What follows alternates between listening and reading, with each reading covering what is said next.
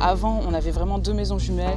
Et voilà, aujourd'hui, on retrouve un espace naturel. Alors, il y a toujours le blocos qui était déjà présent, qu'on n'a pas démoli, qui est toujours là en place.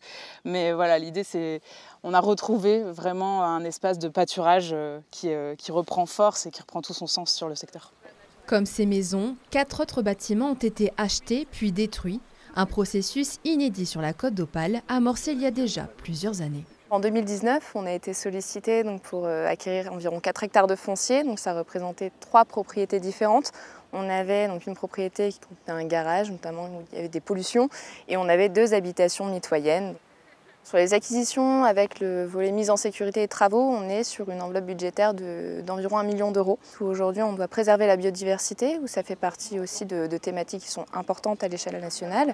Après la démolition, la dépollution des sols débute avec notamment le désamiantage. Des aménagements sont alors mis en place pour booster le caractère écologique du site du Fort d'Alprec.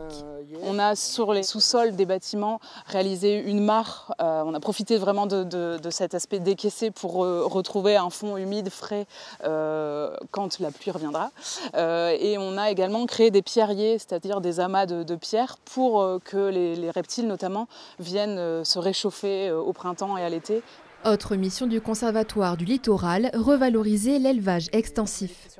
Un mode de gestion naturel indispensable à l'entretien du paysage. Il faut garder ce qu'il y a de naturel, qui pousse naturel. Il faut observer la nature. Depuis 20 ans, Gérard fait pâturer ses vaches sur les terrains du conservatoire.